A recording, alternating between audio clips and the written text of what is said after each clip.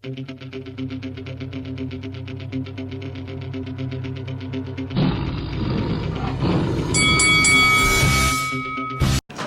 this is Eddie Hearn, and you're watching Lights Out.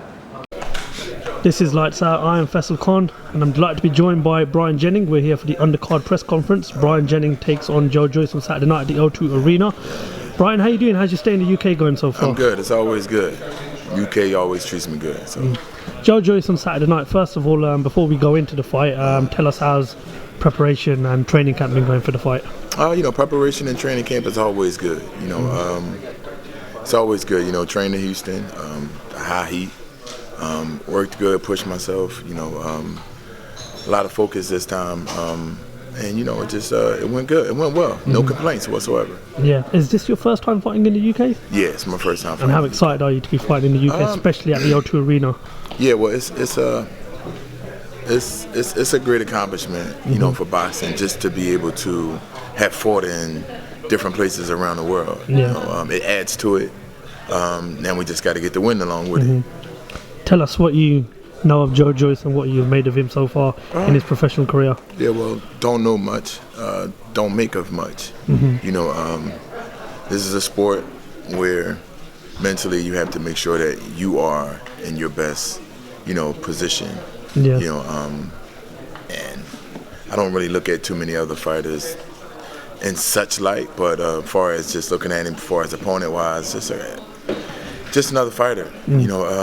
Gifted, talented, strong, big, all of the great accolades. Positive, not too much negative, because, we all get into the ring and we all do what we do, and not everybody can do that. So, it is what it is. It's pretty basic as far as, being an exceptional fighter, person in the world, ain't got nothing negative to say, but, other than Saturday night, it's not gonna go his way. That's it. That's all. Pretty much what I would have to say about that. He stopped all of his opponents so far in his career. His last when he stopped, the experienced Alexander Ustinov. He's a very powerful fighter.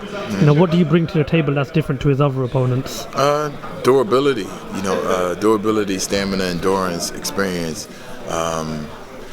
Youth, activity. A lot of them guys, they weren't really active. They wasn't really active. They were pretty much dead men. You've challenged for world titles in the past. You've been in big fights. Do you expect your experience to be a bit too much for him on Saturday night? I don't think experience would be too much, but experience just plays a small part. The bigger part is composure. And pretty much how the tables turn, how the cookies crumble when you go in that ring. Because anything can happen at any time. So it can go either way. As far as that possibility, but as long as me working on my strategy, being strategic, being focused, listen to my corner, I have more control of things going the way that we want it to go.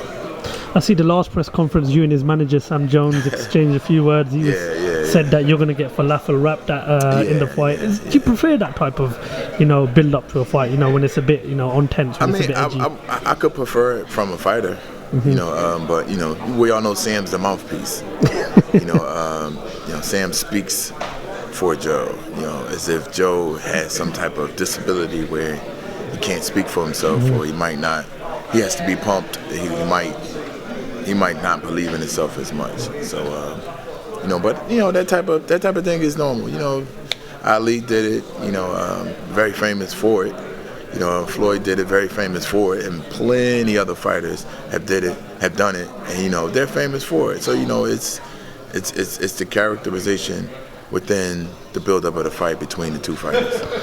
This heavyweight division just gets more and more exciting as time goes on. I'm still in shock that Andy Ruiz managed to beat Anthony Joshua. Tyson Fury the other day revealed that a rematch could be set for February the 22nd. Talk to me about the current division. Your thoughts. Who have you got as the man of the division right now? The man of the division is, and of course, let's not forget America's own Deontay Wilder as well. We won't forget Wilder. The man of the division at this point is Fury. Wilder's the fucking boogeyman, but Fury is the man of the division based off of, winning a lineal title, never losing, and outboxing Wilder for 12 rounds.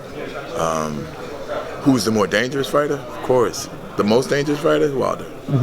You know, but it's kind of crazy how, you know, America pretty much focuses on other fighters from other places, and they put more energy there than they do for the fighters at home. And so it kind of could be like, you know, a manipulation of, you know, to the fans, to where so it's like, all right, well, you know, Fury only seems as big because he had such another type of push, you know. But for me speaking, technically, to do is a bad dude. So it could play a part depending on how somebody's looking at it. But for me, as a boxer, looking at the technical aspects of boxing and all aspects inside of boxing, and not even out with character, none of that, you know, Fury's a bad dude. But Wilder's definitely a bad dude as well. Everyone's given their sort of opinion on why Anthony Joshua lost the fight. Everyone's saying that he wasn't mentally ready. There was rumours of a panic attack in the locker room before the fight.